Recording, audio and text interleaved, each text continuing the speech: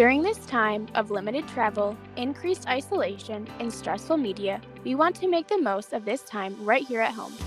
Let us be your escape from life's monotony. Allow yourself to indulge in your wildest travel fantasies and discover the constant beauty of this ever-changing world with the Wanderlusting Wives podcast. On today's episode, we're heading to the seashore to explore Cape Cod and the surrounding areas in Massachusetts. Welcome to the Wanderlusting Wives podcast. We're your navigators, Allison And Regan. And today we're going to relax and unwind a little bit as we kind of go through and discover the beaches and things to do in Cape Cod, Massachusetts, and the surrounding areas, some day trips you can take. And there's a lot there, so we're going to unpack it all. But before we get started, as always, we have to do our icebreaker. So in the beach theme, our icebreaker today is, when you go to the beach, what is your favorite thing to do? Allie? Let's see. My favorite thing is to lay in the sun and read a book. That is so cliche, but I really enjoy just the warm weather and just reading a good book at the beach. How about you, Regan? Yeah, I mean, it is a cliche answer, but it's also my answer. Well, it's like, I love the sea breeze too that you get. Like, the perfect beach day is honestly like, you're able to lay in the sun. You can cool off in the water if you like. I love to like jump in the waves if there's some big waves and stuff like that. I'm not like the person who goes to the beach and needs to swim. I prefer to stay on the beach, but like, you get that nice day with the sun, but also the sea breeze. It's just perfect. That's like the best. And get a good book. Yeah. A hammock on the beach, even. Love that. Yeah. Sign me up. Maybe some like frozen drinks, alcoholic or Yes. non-alcoholic of your choice. Oh, Allie, you're But speaking my love I language. know it sounds fantastic right about now.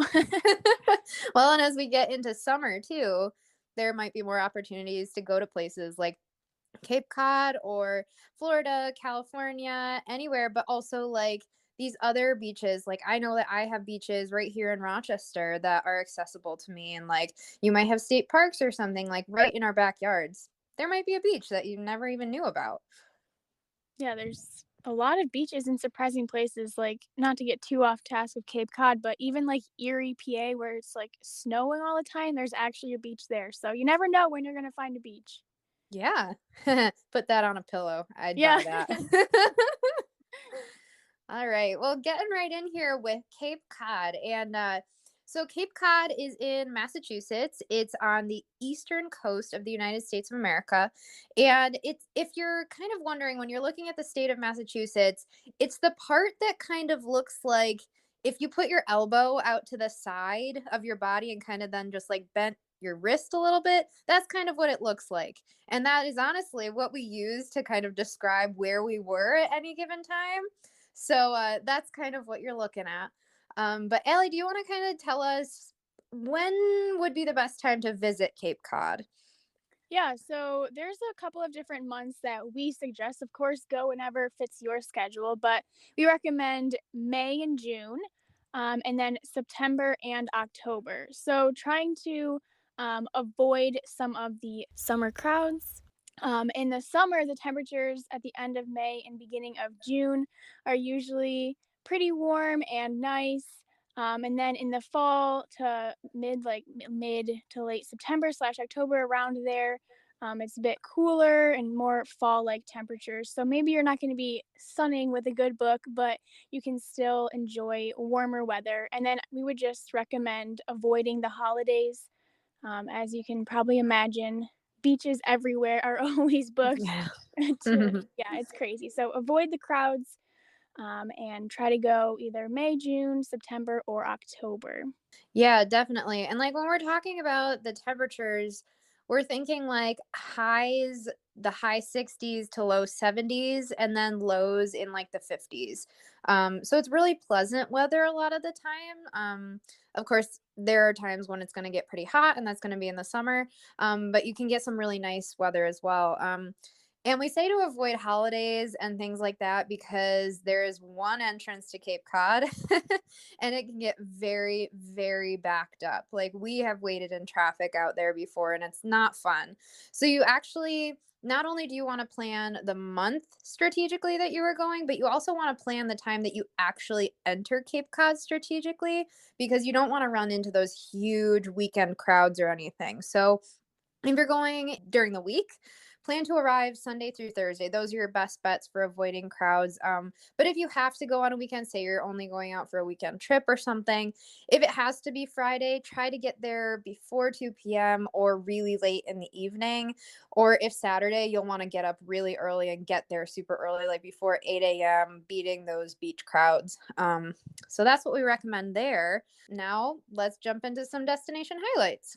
Yeah, so we have a gigantic list of things to do, whether that be right in Cape Cod or the surrounding areas. We have enjoyed letterboxing.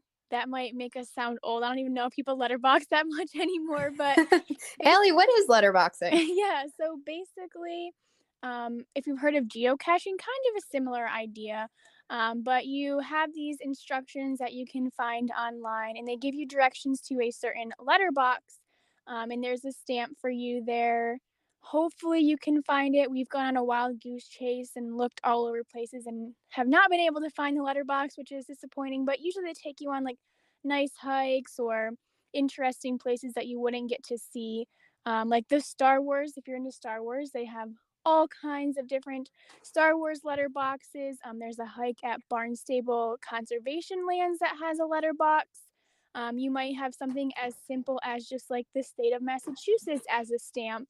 And it's a cool way to just see new places. Most have like an ink pad for you, but it's nice to bring your own in case they don't offer that or someone has taken it or it's dried up. And basically, you just follow the directions, put this stamp in your little notebook or whatever you're collecting, and then you put it back where you found it.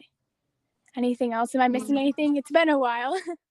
No, you covered it pretty well. And it's pretty cool because you get to go to some of the craziest places that you never would have known about. Like I've gotten letterboxes all over the country, and it's really cool because then you can look back and see kind of a story of where you've traveled to, but in these stamps. And some of them are hand carved, which is super cool.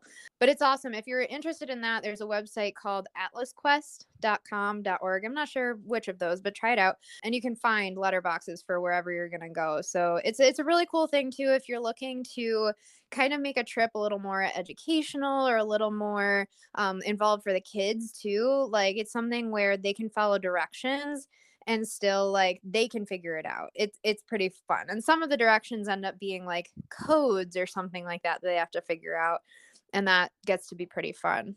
In Cape Cod, well, generally in Massachusetts too, there are some of the most fun named towns like Mashpee and Belchertown and Sandwich. And I just remember us driving out there and as kids, like laughing up a storm at the names of these places. So it's the land of fun town names as well. And there's a lot of really cute towns. I remember like a couple of them in particular, like Provincetown is way up at the tip of Cape Cod. So it's a little bit of a haul, but it's pretty cool. Like there are whale watching tours that go out of there, but it's a classic cute town. Like when you picture little shops and like a cobblestone walkway and stuff, it's really cute and really fun to kind of explore up there. There's some good ice cream. If you're not able to get to Nantucket, Chatham is a great alternative. There's also Martha's Vineyard. And Allie, I think you've been to Martha's Vineyard, right? Yes, it is beautiful. It's such a cute little quaint beach town. You do have to take a ferry to get there, so you have to factor in the ferry ride and the tickets for the ferry ride. But we spent just a day there, and it was so fun. Like good ice cream shops and little cute beaches and lots of different shops to see. So if you get the chance to go there, I highly recommend it. It's a cute little place to go. It is a little bit more expensive when you get there, but Yeah. And another one that comes to mind is Hyannis, and that's kind of I think considered like the city of Cape Cod. But in Hyannis, there's like the Cape Cod Brewery. If you're interested in something like that, I know that we had a great time there.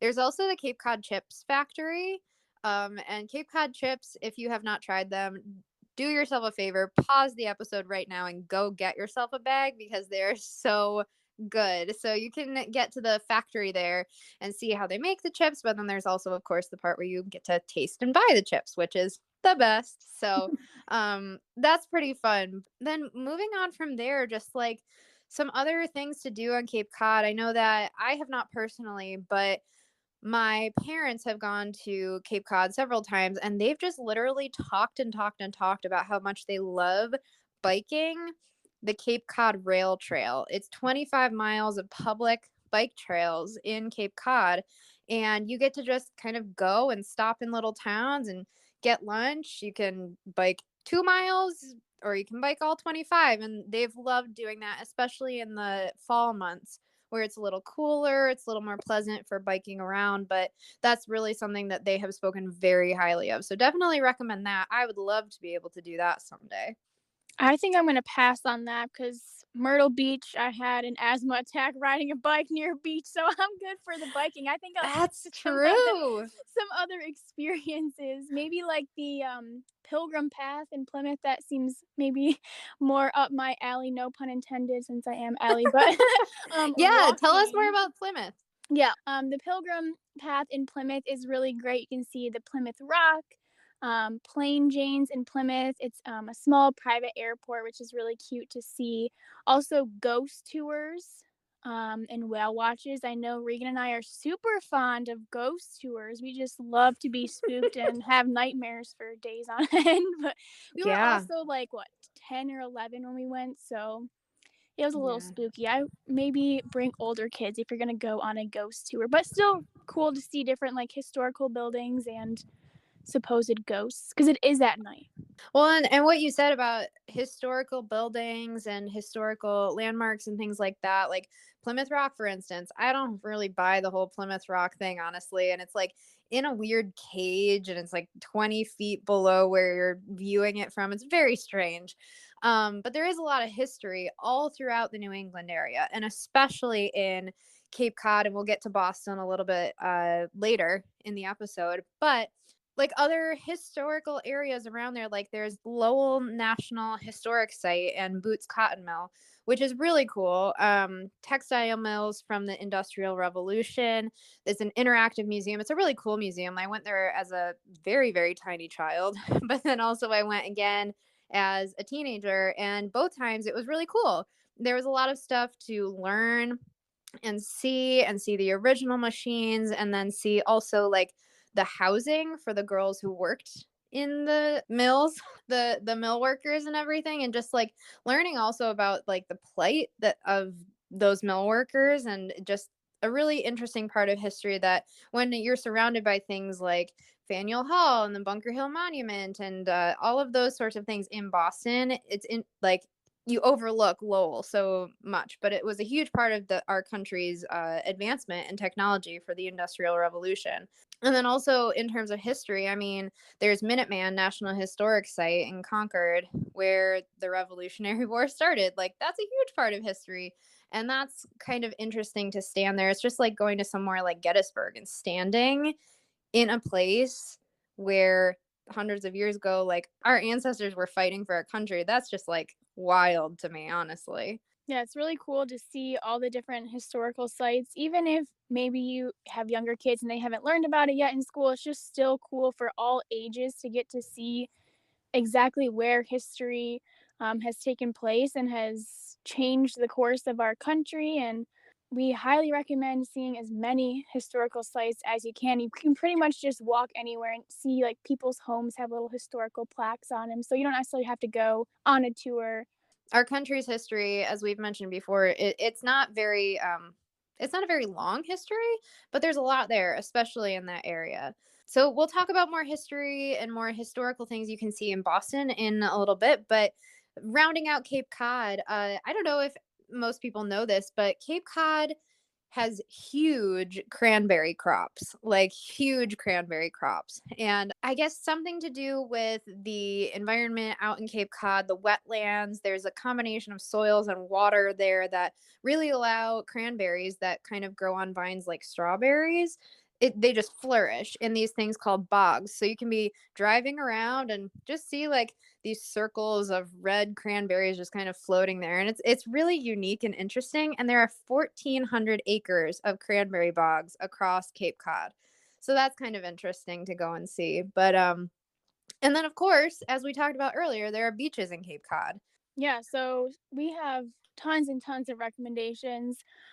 So Cape Cod National Seashore is really nice. First Encounter Beach, if you can go at low tide, that's a really cool experience. You can see mollusks and clam shells, but I recommend having shoes on if possible because it can be sharp. They're all just like sticking out of the sand there. You can also watch for seals and whales all over the different beaches, whether that be on a whale watch or not. You probably will at least see a seal. It seemed like they were in a bunch of different areas. Mhm. Provincetown has Race Point Beach and Herring Beach, and then Barnstable has Sandy Neck Beach, and Dennis has the Mayflower Beach. Yeah, and I mean, pretty much if you're driving through Cape Cod and you turn left or right, you'll get to a beach. Drive around and find a beach that you love too. That's what's kind of cool about it. But yeah, that's Cape Cod. There's a ton to do, tons of relaxing to be had, and that's really what Cape Cod is known for, is the relaxation and those beaches and those quaint little towns. But if you're looking for more of a big city experience while you're in Cape Cod, Boston is definitely like a day trip. It's in driving distance, very close by. And of course, there's a lot to do there, historical and otherwise. So, in Boston, of course, there's the Freedom Trail that will take you to a lot of those historical sites. That's 2.5 miles long, tells the story of the American Revolution, takes you to various places that were really key in the Revolution and in our country's history. Like, you got the Bunker Hill Monument where the battle was, and you can hike. Oh my goodness. I will never forget hiking up to the top of the Bunker Hill Monument. And Allie and I thought we were super in shape at that point in our lives. And so we like sprint up to the top, and then we get to the top, and it was probably similar to Allie's experience on the bike in Outer Banks of just like, needing that inhaler. Yeah. I would But just suggest walking up it. No need to run. yeah, take your time, enjoy it, smell the roses, Yes. yeah. Don't die on your vacation. But yeah, beyond Bunker Hill Monument on that Freedom Trail, it'll take you to Old North Church, of course, where the famous lanterns during the Revolution. And then the USS Constitution is a really cool old ship that you can tour. Ellie, do you remember that? Very, very vaguely, but I do remember going on. It was very, very unique. It was hard to Yeah. believe that it was actually like the actual ship that was used. So I'm like, how is this still standing? Well, not Yeah. standing, but floating. But also, yeah, definitely, especially since they had like these huge cannons on board still. Hmm. They're so heavy. Oh my gosh, Yeah, yeah. it was impressive. That was pretty cool. Yeah. So definitely take kids, I think would especially love that. Yeah, Um absolutely. Going to tour the USS Constitution. But then also along there's the old State House, which of course was where the Declaration of Independence was first read. And then also right outside there where the Boston Massacre took place. A not so happy part of our history, but a part of our history that we should remember anyways. Copp's Hill Burial Ground, where Robert Newman is buried, along with several other key people in our history. And then I'm not sure if it's the last stop on the Freedom Trail, but it's Faneuil Hall and Quincy Market, which is perhaps my favorite place in Boston. There's all sorts of food options.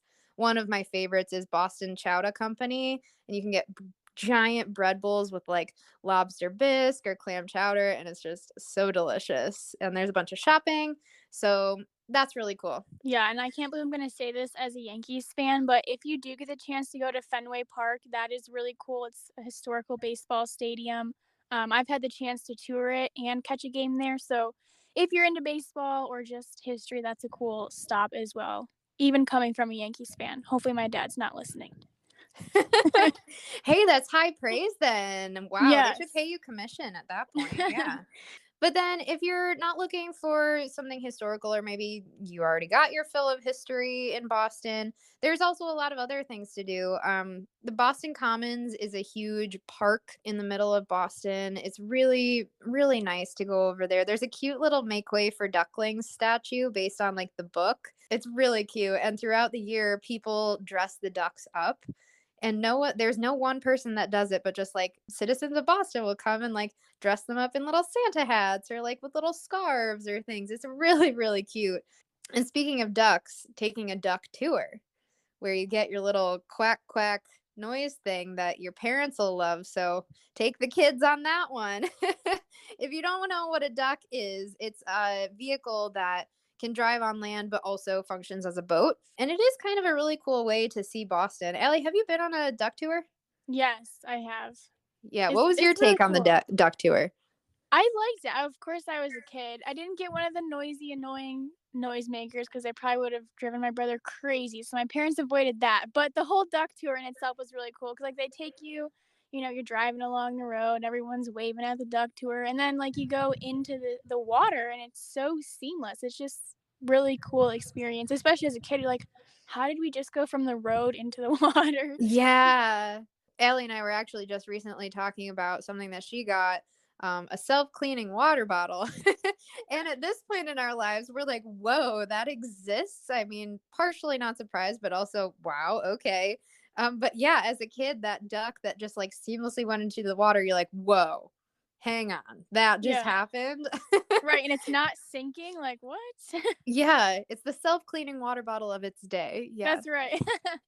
So all of that to say, we love a good duck tour. But also in Boston, I mean, it's a short ride to Harvard. I mean, one of the most heralded schools in our country, and it's a beautiful campus. You can go on a tour or you can just walk around, so that would be pretty cool. And then something that's a little outside of Boston, it's still technically in Boston, but a little outside is the JFK Library and Museum. And I thought it would be super boring.